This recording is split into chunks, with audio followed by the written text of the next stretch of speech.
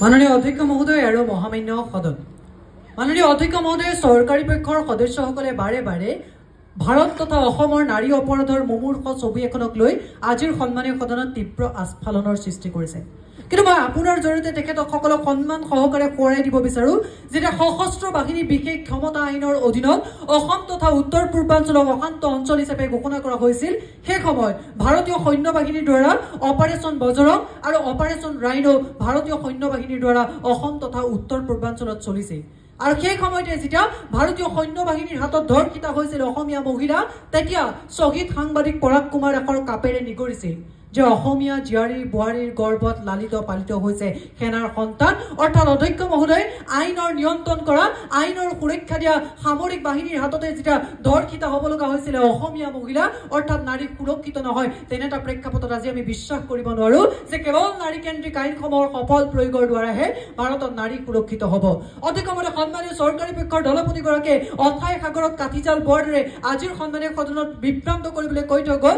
যে মহিলাৰ ৰাজনৈতিক আইনৰ জৰিয়তে নাৰী সুৰক্ষিত কৰিব পৰা যাব কিন্তু অধ্যক্ষ মহোদয় যদিহে ৰাজনীতিত আইনৰ জৰিয়তে নাৰী সুৰক্ষিত কৰিম বুলি ভাবিছে তেনে ৰাজনীতিত আইনে ক্ষমতাৰ কথা কয় কিন্তু মোৰ দৃষ্টিত ভাৰতবৰ্ষৰ ৰাজনীতিত সেইদিনাই ক্ষমতা প্ৰদান কৰা হয় যিদিনা জনপ্ৰতিনিধি নিৰ্বাচিত কৰাৰ মৌলিক দায়িত্বটো সাধাৰণ জনতাক দিয়া হয় তাৰ বাহিৰে পিঠিত এটা মেট মৰা টকাৰ বুজা নহ'লে ৰাজনৈতিক দলৰ সৈতে পুৰণি সম্পৰ্ক নাথাকিলে এগৰাকী সাধাৰণ মহিলাই কেৱল আইনৰ মাধ্যমত ৰাজনীতিত যে প্ৰতিদ্বন্দ্বিতা কৰিব নোৱাৰে সেইটো একেবাৰে স্পষ্ট অধ্যক্ষ মহোদয় ময়ো ভাবিছিলো আজিৰ সন্মানীয় সদনত উত্থাপন কৰা বিধেয়কখনৰ সমৰ্থন জনাম আৰু চৰকাৰে গ্ৰহণ কৰা নাৰী কেন্দ্ৰিক প্ৰত্যেকখন আঁচনিৰ শলাগ ল'ম কিন্তু যেতিয়া অধ্যক্ষ মহোদয় মোৰ জ্ঞান মাৰ্গলৈ আহিল ধুবুৰীৰ হত্যাকাণ্ড আৰু ৰাজখোৱাৰ বিচাৰ শীৰ্ষক গ্ৰন্থখনৰ কথা য'ত স্পষ্ট ৰূপত উল্লেখ আছে 1970 চনত কিদৰে গোৱালপাৰা জিলাৰ প্ৰাক্তন সত্ৰ আৰু জিলা ন্যায়াধীশ উপেন্দ্ৰনাথ ৰাজখোৱাই তেখেতৰ 3গৰাকী কন্যা আৰু নিজৰ পত্নীক নিজে হত্যা কৰি গাঁতত খানি থৈছিল অৰ্থাৎ যিখন দেশত ৰক্ষকে ভক্ষক হৈ পৰিছে তেন্তে বিৰোধিতা কৰিবলৈ মন গ'ল এনে এখন বিধেয়কৰ অধ্যক্ষ মহোদয় আজি আইনৰ সফল প্ৰয়োগৰ কথা ক'লে আইনৰ সফল প্ৰয়োগ তেতিয়াহে হ'ব যেতিয়া ন্যায়পালিকা সবল হ'ব অধ্যক্ষ মহোদয় যেতিয়া মেলি দিলো টাইমছ অফ ইণ্ডিয়াৰ তথ্য য'ত দেখিবলৈ পালো 2023 চনত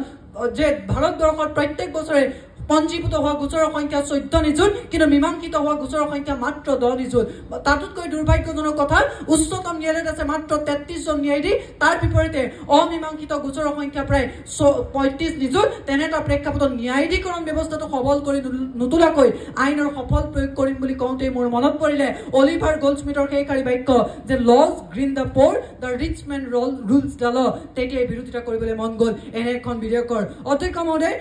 যিখন ভাৰতবৰ্ষৰ সৰ্বোচ্চ ন্যায়ালয়ৰ চৌহদত পুৰুষ অধিবক্তাই মহিলা অধিবক্তাৰ ওপৰত নিৰ্যাতন চলোৱাৰ বাবে শ্লীলতা হানি কৰাৰ অভিযোগত 2013 চনত supreme court gender sensitization and internal complaint শীৰ্ষক 10জনীয়া কমিটি এখন গঠন কৰি এইটো কথা প্ৰমাণ কৰি দিছিল যে 2013 চনৰ পূৰ্বে এগৰাকী মহিলা অধিবক্তাই সুৰক্ষিত নহয় তেনে এটা প্ৰেক্ষাপটত যি সময়ত মহিলা অধিবক্তাকে সুৰক্ষিত কৰিব পৰা নাই আজিৰ আইনী ব্যৱস্থাই তেনে এটা প্ৰেক্ষাপটত মাননীয় অধ্যক্ষ মহোদয় নাৰী কেন্দ্ৰিক আইনৰ সফল প্ৰয়োগ কেনেদৰে হ'ব সেই কথা বুজিব নোৱাৰিলো বাবে বিৰোধিতা কৰিবলৈ মন গ'ল এনে এখন বিধেয়কৰ অধ্যক্ষ মহোদয় আজি নাৰী সুৰক্ষাৰ কথা কোৱা হ'ল অৰ্থাৎ ওমেন প্ৰটেকশ্যন আৰু ছেফটিৰ কথা ক'বলৈ যাওঁতে উল্লেখ কৰিব লাগিব 1792 চনতে ইংলেণ্ডত প্ৰকাশ পোৱা এই vindication to the rights of women শীৰ্ষক গ্ৰন্থখনৰ কথা যাৰ লেখিকা মেৰী ৱেলষ্টন ক্ৰেফ্টৰ লেখাই সেই সময়ত ইংলেণ্ডৰ নাৰী সমাজক উদ্বুদ্ধ কৰিছিল আৰু তাৰ পাছতে সমগ্ৰ বিশ্বত নাৰী সুৰক্ষা আৰু নাৰীৰ অধিকাৰৰ প্ৰশ্নবোৰ উত্থাপন হৈছিল আৰু যাৰ ভিত্তিত ভাৰতবৰ্ষত ওমেন ছেফটিৰ বাবে নেশ্যনেল ফেমিলি হেল্থ ছাৰ্ভে 4টাকৈ স্তৰৰ কথা কৈছে য'ত মাননীয় অধ্যক্ষ মহোদয় সিদ্ধান্ত গ্ৰহণত নাৰীৰ ভূমিকাৰ কথা কোৱা হৈছে সেইখন ভাৰতবৰ্ষত মাননীয় অধ্যক্ষ মহোদয় সিদ্ধান্ত গ্ৰহণৰ ক্ষেত্ৰত নাৰীৰ পৰিসংখ্যা হৈছে মাত্ৰ 19.7% য'ত নিয়োগৰ কথা কোৱা হৈছে সেইখন ভাৰতবৰ্ষত নিয়োগৰ পৰিসংখ্যা হৈছে 32.7% য'ত নাৰী সুৰক্ষিত হোৱাৰ বাবে টকা পইচাৰ লেনদেনত নাৰীৰ ভূমিকাৰ কথা কোৱা হৈছে সেইখন ভাৰতবৰ্ষত টকা পইচাৰ লেনদেনত নাৰীৰ পৰিসংখ্যা হৈছে মাত্ৰ 42.3% য'ত ঘৰুৱা হিংসাৰ বলি নহ'বলৈ উদগনি যোগৰ কথা কোৱা হৈছে সেইখন ভাৰতবৰ্ষত নাৰীৰ ঘৰুৱা হিংসাৰ বলি হোৱা নাৰীৰ পৰিসংখ্যা হৈছে 28.7% তেনে এটা প্ৰেক্ষাপটত মাননীয় অধ্যক্ষ মহোদয় নাৰী সুৰক্ষাৰ এনেবোৰ দিশক আজি সন্মানীয় চৰকাৰী পক্ষৰ সদস্যসকলে গুৰুত্ব দিয়াটো প্ৰয়োজন আছিলে গ্লৰিয়া ষ্টেইনেম এগৰাকী প্ৰবল নাৰীবাদী কণ্ঠ তেখেতৰ ভাষাতে ক'ব বিচাৰোঁ যে নাৰী সুৰক্ষিত তেতিয়া হ'ব যেতিয়া শক্তিহীন মহিলা সবল হ'ব, আত্মবিশ্বাসেৰে বলিয়ান হ'ব, আত্মনিয়ন্ত্ৰণৰ অধিকাৰ অৰ্জিব। তাৰোপৰি সমাজৰ চলি থকা ধৰ্মীয়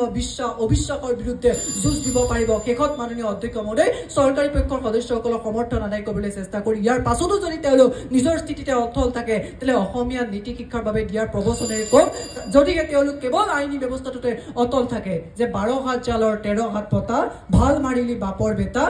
ৰৌ বৰালি কৰকি গ'ল, পুথি কলিহা পাহে পাহে ৰ'ল। ধন্যবাদ অধ্যক্ষ মহোদয়, ধন্যবাদ মহামান্য সদন।